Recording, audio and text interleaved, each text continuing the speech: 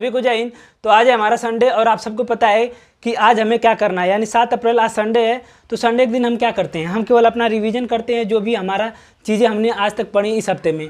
और एक खास चीज़ करते हैं कि हम आज एक मॉक टेस्ट मारते हैं यूपी पुलिस का। चाहे वो आप कहीं से मार सकते हैं, चाहे तो टेक्स्ट बुक से मारिए या ऑफलाइन मारिए या RWA का मार दिए। तो मैं RWA का मारता हूँ हर संडे को, क्योंकि वो फ्री मिलता है और मुझे अच्छा भी लगता है, वो थोड़ा लेवल ठीक ठाक रहता है। तो मैंने वहाँ पे मारा है और आज थोड़ा सा लेट हो गया है। यहाँ पे आप देख सकते हैं कि 12:49 हो रहा है। और क्यों लेट हो गया है ये आप लोगों को पता ही होगा कि अभी गेहूँ की कटिया शुरू हो गई है। तो वहाँ से 10 बजे काट के आने के बाद खाना पीना खाने में, उसके बाद मैं बैठ गया टेस्ट मारने। तुरंत खाना खा के मैं तुरंत बैठ गया टेस्ट मारने, क्योंकि ये हमारा टारगेट है। तो काम तो होता ही रहेगा, काम को मैं बहाना नहीं बना सकता कि यार काम है मैं आज पढ़ाई नहीं करूँगा। मैं कभी भी अपने काम को बहाना नहीं बना सकता, काम तो करना ही है, साथ में पढ़ाई भी ज़रूरी है। इसी को तो लाइफ कहते हैं, संघर्ष कहते हैं ना कि संघर्ष जीवन है। तो संघर्ष तो करना पड़ेगा यार। ये काम हम तो 2-4 दिन का काम है, इससे क्या होता है, इससे अपनी पढ़ाई पे थोड़ा बहुत थकान महसूस होती है शरीर को, ऐसी बात नहीं है, लेकिन कोई दिक्कत नहीं, कर लेंगे, कुछ ही दिन की बात है। तो मैंने भी अपना मॉक टेस्ट अभी मार के ख़त्म किया है। तो आज मेरा कितना नंबर आया और आज का मॉक टेस्ट कैसा रहा, लेवल कैसा रहा, इसके बारे में हम बात करेंगे। तो उससे पहले मैं आप लोगों को बता दूं कि आज जो हम पढ़ रहे हैं वहाँ से क्वेश्चन फंस रहे हैं कि नहीं। मुझे बहुत खुशी होती है कि जो हम लोग पढ़ाई कर रहे हैं उसमें से पूरा मतलब बहुत ज़्यादा क्वेश्चन उसी में से आ रहे हैं, तो बहुत अच्छा लगता है। जैसे आज एक क्वेश्चन आया था यूपी स्पेशल से कि पीतल, ये उद्योग, यूपी स्पेशल में उद्योग अगर आपने पढ़ा होगा तो ये आपको पता होगा, पीतल मुरादाबाद में, यहाँ से आया था कि पीतल कहाँ बनता है। और एक क्वेश्चन आया था कि यूपी के जनगणना से, मैंने कई बार कहा था कि यूपी का जनगणना महत्वपूर्ण है, आप लोग पढ़ लीजिएगा। इसमें पूछा था कि सबसे न्यूनतम साक्षरता दर, तो श्रावस्ती था, ये आप लोग ने पढ़ा होगा तो ये कर लिया होगा। उसके बाद एक क्वेश्चन आया था बौद्ध धर्म से, त्रिपिटक से आया था, ये त्रिपिटक किससे संबंधित है, बौद्ध धर्म से। और 3 क्वेश्चन आया था, 3 या 4 क्वेश्चन शायद आया था संविधान से, और जिसमें एक आया था 543 लोकसभा में कितनी सीटें हैं। आपको पता ही है कि लोकसभा भी चलने वाला है, तो एग्जाम में भी लोकसभा से संबंधित क्वेश्चन पूछ सकता है। उसके बाद एक क्वेश्चन पूछा था 42वां संविधान संशोधन यानी मौलिक कर्तव्य किस वर्ष जोड़ा गया था, तो 1976 42वां संविधान संशोधन। एक क्वेश्चन और पूछा गया था, कुछ और पूछा, याद नहीं आ रहा है। और एक क्वेश्चन पूछा गया था जो इससे पहले हमने टेस्ट में, और मैंने उसे बताया भी था आपको, डलहौजी यानी जो हड़प नीति थी वो किसने लाया था, डलहौजी ने लाया था।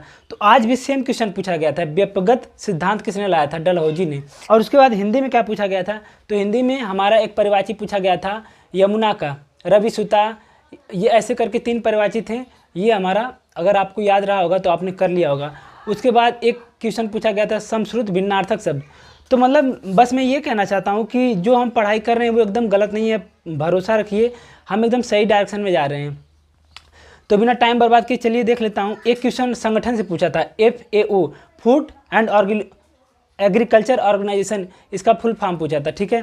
तो चलिए देख लेते हैं। सॉरी, एक क्वेश्चन और पूछा था, थारू जनजाति यानी कौन दीपावली को शोक दिवस के रूप में मनाता, शोक के रूप में मनाता है, तो ये थारू जनजाति अगर आपने पढ़ा होगा तो ये कर लिया होगा। तो चलिए मैं बात कर लेता हूँ कि मेरा आज कितना स्कोर बना।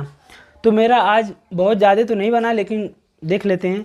तो मेरा आज 235 बना, 300 में से 235 बना, 124 सही 25 गलत। अब मैं बताता हूँ कि मेरा किस सब्जेक्ट में कितना कितना नंबर आया। तो सबसे पहले बात करते हैं जीके की। तो जीके आज थोड़ा सा कम गया, 25 क्वेश्चन है जीके में। उसके बाद हिंदी में मेरे 29 सही है। आज का जो पैराग्राफ था यानी जो गद्यांश था वो खतरनाक था, वो मुझे उसी में मेरा गलत हो गया, समझ नहीं आ रहा था। उसके बाद रीजनिंग में मेरे आज 50 क्वेश्चन सही हुए और मैथ में मेरे 20 में 20 सही हुए। मैथ अगली बार भी मेरा 20 सही हुआ था, इस बार भी 20 सही हुआ था। तो मैथ आसान था, मतलब पिछली बार से थोड़ा आसान था इस बार का मैथ। तो मेरा 235 था, यही मेरा स्कोर है। तो आप लोगों, तो आशा करता हूँ कि आप लोगों में से भी बहुत सारे लोगों ने टेस्ट मार लिया होगा। अगर नहीं मारा है तो टाइम मिलेगा तो मार लीजिएगा, अगर नहीं मारना चाहते तो मैं बताता हूँ कि केवल हिंदी और जीके देख लीजिएगा और उसका अच्छे से एनालिसिस कर लीजिएगा, ये बहुत ज़रूरी है, ठीक है। तो बात कर लेते हैं कि आज के टेस्ट का लेवल कैसा था। तो मेरे हिसाब से आज के टेस्ट का लेवल मतलब ठीक ठाक था, मतलब ईजी नहीं था और ना तो टफ था, बीच वाला था। तो आज था 190 और 200 प्लस में जाने लायक था, तो आज का स्कोर इतना लायक था। तो आज का टेस्ट अच्छा था। तो मैं हर बार कहता हूँ कि हर संडे को एक टेस्ट तो मारना ही चाहिए, और मारने का फ़ायदा क्या होता है ये मैं बता दूं। आपको पता चलेगा कि आप जो पढ़ाई कर रहे हैं वो सही है कि नहीं, आप सही डायरेक्शन में जा रहे हैं कि नहीं। अगर आप जो मार रहे हैं क्वेश्चन, जो आप अगर आप मॉक टेस्ट लगा रहे हैं, अगर आपके क्वेश्चन नहीं फंस रहे, इसका मतलब कि आप गलत डायरेक्शन में पढ़ाई कर रहे हैं। जैसे मैंने बता दिया, जैसे एग्जाम्पल दिखाया हूँ कि जो हम पढ़ाई कर रहे हैं वहाँ से क्वेश्चन आ रहे हैं कि नहीं। मैं सारा क्वेश्चन स्क्रीनशॉट करके दिखा रहा हूँ, तो मतलब हम सही डायरेक्शन में जा रहे हैं।